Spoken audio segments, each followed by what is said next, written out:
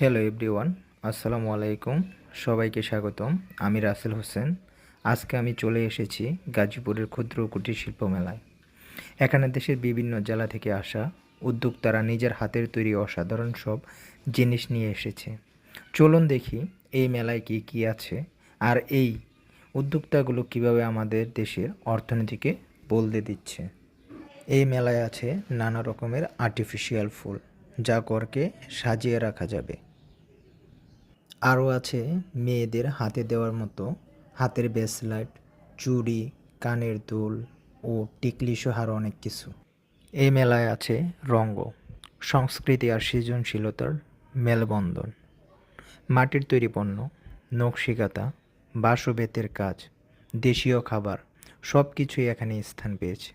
প্রতিটি পণ্যের পেছনে আছে একজন মানুষের স্বপ্ন আর পরিশ্রমের গল্প।